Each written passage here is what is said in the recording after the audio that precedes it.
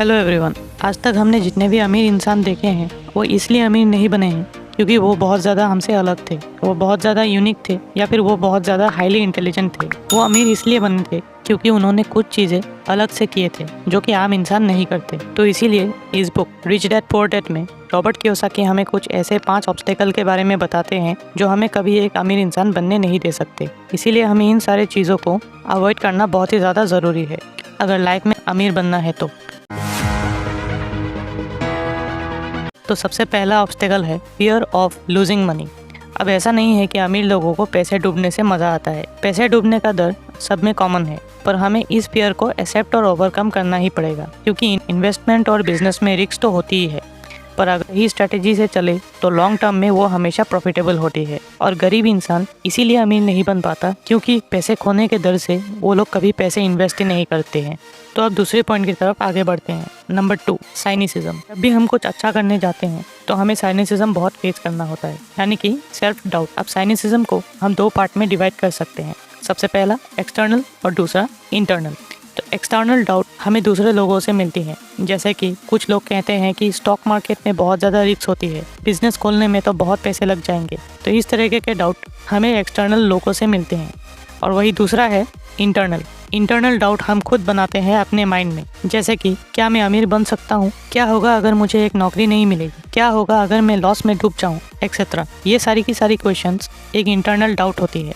तो ये सारी चीज़ें बस ये हमारे अपॉर्चुनिटीज़ को ब्लर कर देते हैं और हम भी इन सारे इल्यूजन वाले चीज़ों पर ज़्यादा ध्यान देते हैं, ना कि हमारे मेन एम पर। फॉर एग्जांपल, ऑथर का एक फ्रेंड था रिचर्ड, जिसे ऑथर ने सजेस्ट किया कि वो एक रियल एस्टेट प्रॉपर्टी को खरीद ले क्योंकि उसका प्राइस उस समय बहुत ही ज़्यादा कम थी और $65,000 में रिचर्ड ने वो खरीद पे लिया। तो कुछ दिन बाद रिचर्ड ने वो बेच डाली और जब ऑथर ने इसका रीज़न पूछा तो उसने कहा कि उसके पड़ोस वाले ने कहा था कि उसका प्राइस बहुत ही ज़्यादा हो गई थी। एंड अनफॉर्चुनेटली कुछ सालों बाद उस प्रॉपर्टी की कीमत $95,000 हो गई, जो कि बहुत ही बड़ा प्रॉफिट था।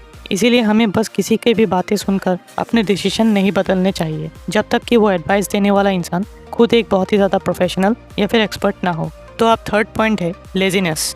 आजकल 70 से 80% लोग अपने काम में इतना बिजी नहीं रहते जितना वो सोचते हैं। अगर एक टाइम टेबल बनाकर देखें तो ज़्यादातर लोग टीवी, नेटफ्लिक्स, गेम्स या सोशल मीडिया में ही ज़्यादातर टाइम बिता देते हैं और उन्हें पता भी नहीं होता। और जिन लोगों को पता चल जाता है वो एक्सेप्ट नहीं करते हैं। अब इसी प्रॉब्लम को ऑथर ने बिजी विथ लेजीनेस कहा है। इसका मतलब ये है कि आप रियल में कुछ नहीं करते हो, पर आपका माइंड में लगता है कि आप बहुत ज़्यादा बिजी हो। फिजिकल लेजीनेस को हम एक्सरसाइज या योगा से दूर कर सकते हैं, पर मेंटल लेजीनेस के लिए हमें सबकॉन्शियस माइंड से थोड़ा खेलना होगा। यहाँ ऑथर कहते हैं कि हमें अपने अंदर थोड़ा सा ग्रीड होना चाहिए। अब हमें बचपन में बहुत ज़्यादा कहा गया है कि लालच बहुत ही बुरी चीज़ होती है, पर एक्चुअली थोड़ा लालच आपको एक्शन लेने के लिए हेल्प करती है। अब एक एग्जांपल से समझते हैं। अगर एक इंसान बिजनेस कर रहा है और वो सोचता है कि अगर उसे मार्केटिंग सीख ली तो उसका बिजनेस में बहुत ज़्यादा फायदा होगा और उसे बहुत सारे प्रॉफिट मिलेंगे। अब इसी ग्रीड के लिए उसमें मार्केटिंग सीखने का मोटिवेशन होता है और वो लेजीनेस कम हो जाता है। तो इसीलिए आप में थोड़ा सा लालच होना चाहिए, ज़्यादा नहीं पर थोड़ा सा, बस एक्शन लेने के लिए और लेजीनेस को दूर करने के लिए। तो अब नंबर 4 पॉइंट है नॉट पेइंग योरसेल्फ। ये पॉइंट इस पूरे टॉपिक का सबसे ज़्यादा इंपॉर्टेंट पॉइंट है। चलिए जानते हैं क्यों। सपोज अगर आप फाइनेंशियली फ्री बनना चाहते हो, लाइफ में पैसों की चिंता नहीं करना चाहते, तो सबसे पहला स्टेप क्या होगा? तो आंसर है आपको खुद को पे करना होगा, यानी कि आप जितना भी पैसे कमाओ उनमें से खुद के पास थोड़े से सेव करने होंगे। अब एक एग्जांपल से समझते हैं। ऑथर के जो पुअर डैड थे वो इलेक्ट्रिसिटी और बाकी बिल्स को सबसे पहले पे करते थे और फिर उनके पास बहुत ही कम पैसे बचते थे जो वो सेव भी नहीं कर पाते थे। वही दूसरी तरफ रिच डैड हमेशा खुद को पे करते थे, चाहे उनके पास ज़्यादा पैसे हो या फिर कम।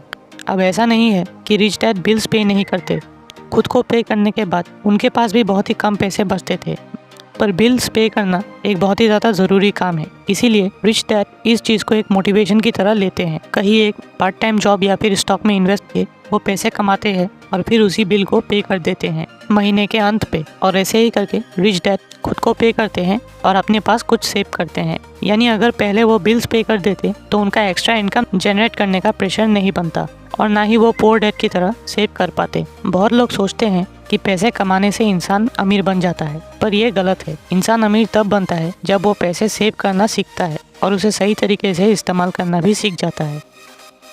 तो अब इसका आखिरी पॉइंट है एरोगेंस। तो एरोगेंस एक ऐसा बिहेवियर है जहाँ लोग ये समझते हैं कि उन्हें सब कुछ पता है, पर एक्चुअल में उन्हें कुछ पता नहीं होती।